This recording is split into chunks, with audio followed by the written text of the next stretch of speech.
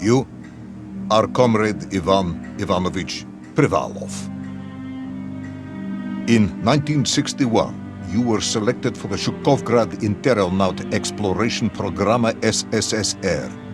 Despite failing your basic physical and being caught cheating on your entrance exams, on the morning of the 12th of April 1962, you boarded a rocket drill containing the experimental device Little Orpheus, with the purpose of descending through the Earth's crust to discover the relative hollowness of the interior and its suitability for colonization. No, you've lost me, General. Did I do what? You and Little Orpheus were dropped into an extinct volcano to drill to the center of the Earth and find out if we could establish a city there. Note, if you will, that this date is over 3 years ago.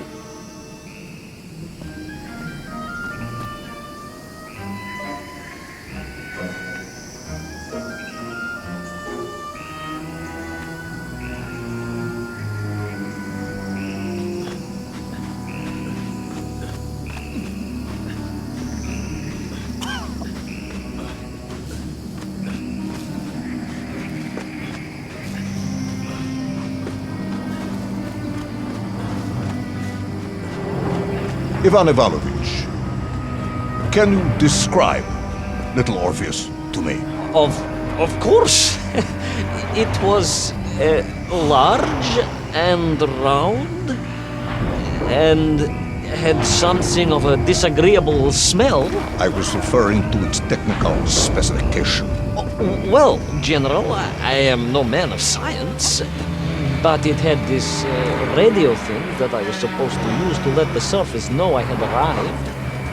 And some sort of battery wrapped in this lead box. But I was told to not touch anything under any circumstances. And I did notice the engineers who worked on it were quite a shifty bunch.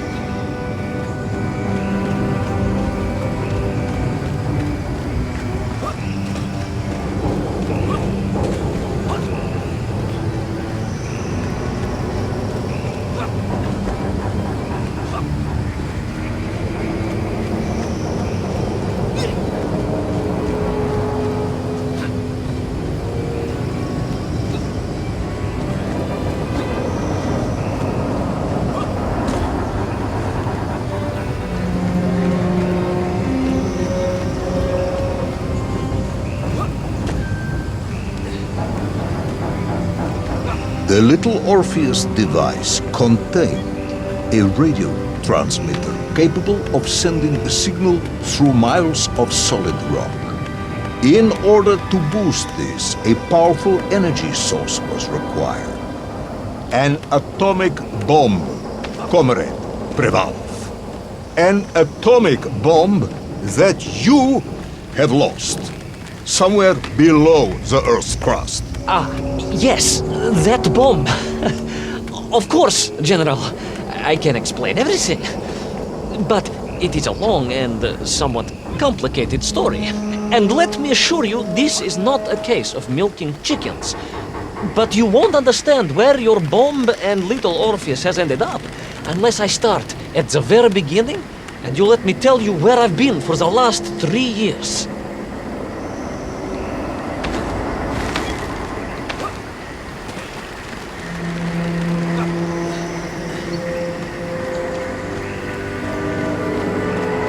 From the beginning, then. But this had better be good. Good, General. It's more than good. It's extraordinary. And it began like this.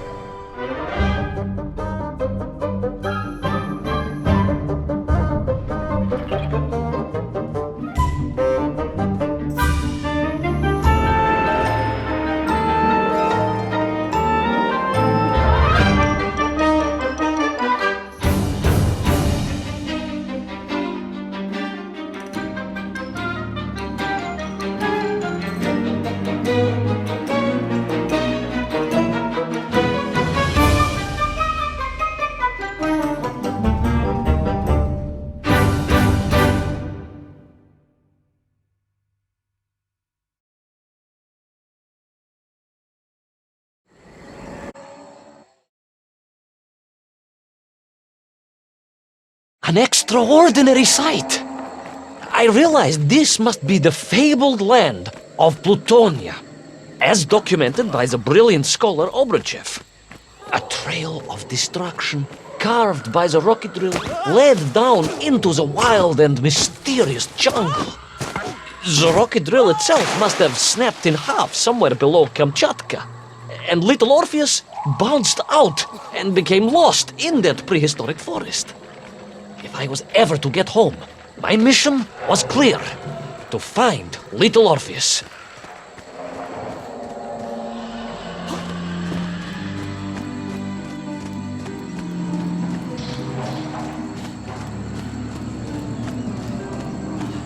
I steeled myself and plunged deeper into that prehistoric jungle where insects the size of dogs buzzed around. Dogs? What sort of dogs? I beg your pardon, General? Large dogs or small dogs? Big like an ovcharka or small like a barlonka? Does it really matter? Of course. Detail is all important.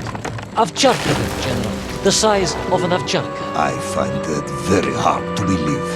Would you find it easier if they were the size of a balanka? No. But I am enjoying your attempts to persuade me.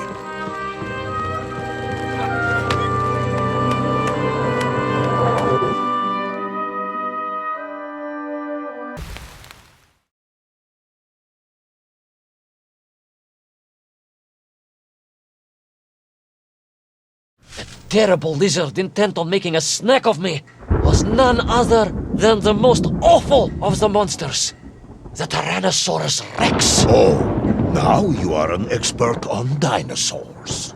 Hardly an expert, General. Just educated by the best schools in the world, like all good socialists. And I remembered one crucial thing. I'm listening. Well, its greed is without bottom. Its hunger is ferocious, but its brain is absolutely tiny. So, it can roar and roar as much as it likes, but it will never be a match for the sharpened mind of the good Soviet worker. All I needed was a plan to outwit the monster.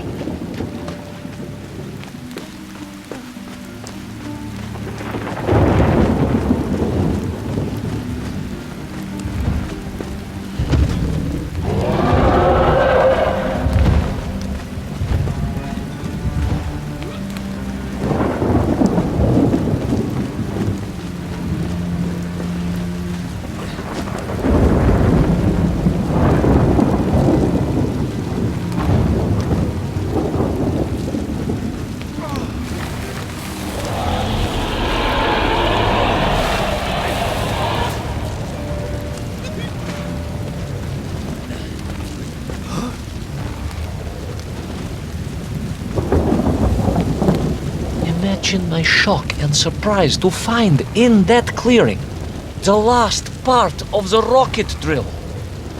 More shocking was the fact it had been ransacked. Someone had made off with the tools, the weapons, the rations, and the spare parts for the Pragviev. I began to suspect foul play. Perhaps Little Orpheus was not lost at all, but stolen. All I could do was follow the trail further into Plutonia.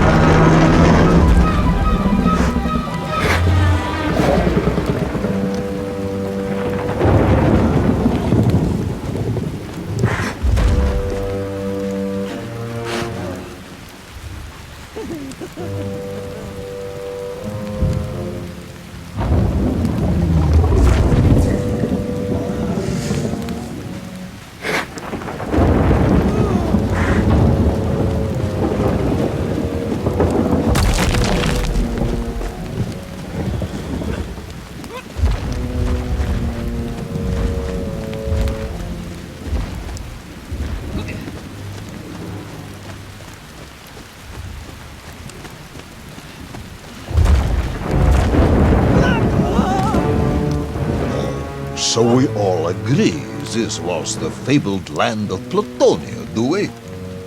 I don't remember accepting that. I will admit it might not have been Plutonia if you are prepared to accept the dinosaur. This isn't a negotiation, Ivan Ivanovich. General, you can disagree all you like, but there's very little you can do to persuade me it wasn't a dinosaur. I might not be able to persuade you, but I can always have you shot.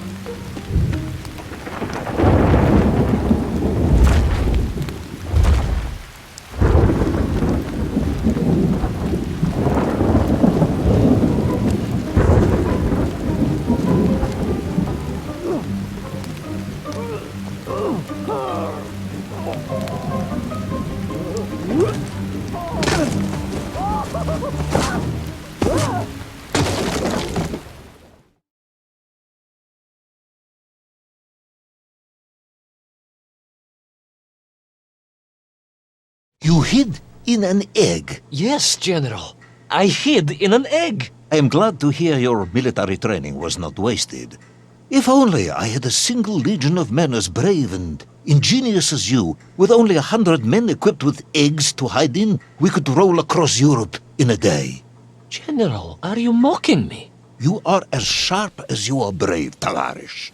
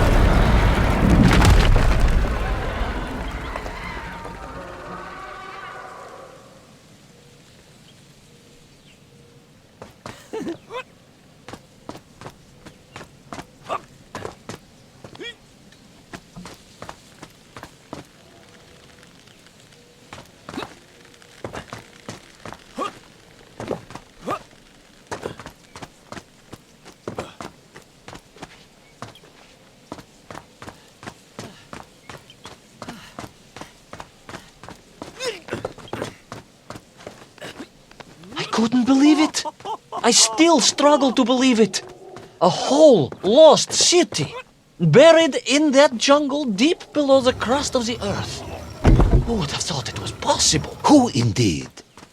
It is, of course, a shame you didn't think to record the moment for posterity and help us all to get over our disbelief.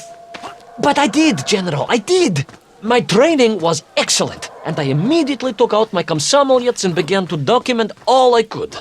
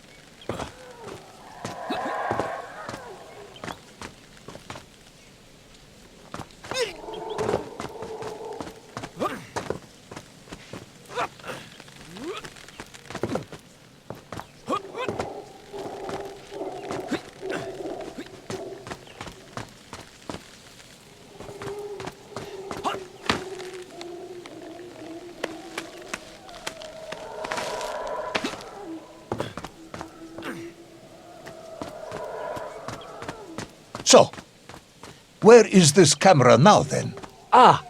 General, yes. What, of course, I meant to say was my training was excellent, and I immediately reached for my camera, only to realize it must have been torn from my utility belt in the crash and lost forever in that forgotten jungle.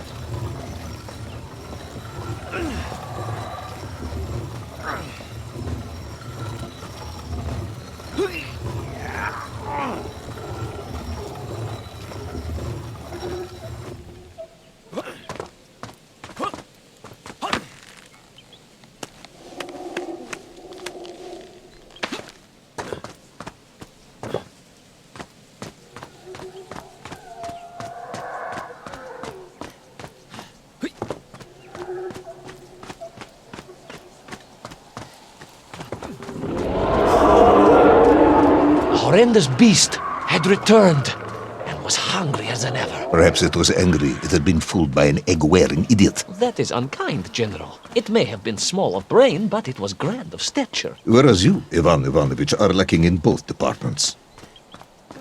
Presuming there were no more eggs to hide in, did you have a new plan? I did, General. Please, do tell me, what was this brilliant plan? I ran like hell, General.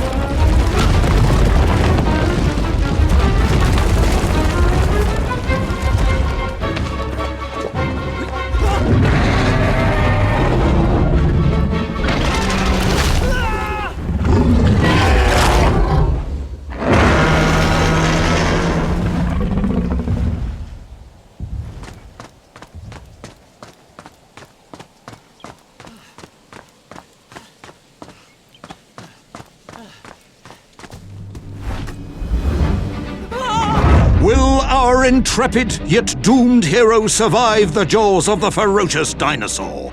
Will he meet his end miles underground as an aperitif for a ravenous raptor? What dark secrets could be buried in the lost city of Agatha? Will the General ever discover the location of his lost bomb? All of these questions and more will be answered in the next exciting episode of Little Orpheus!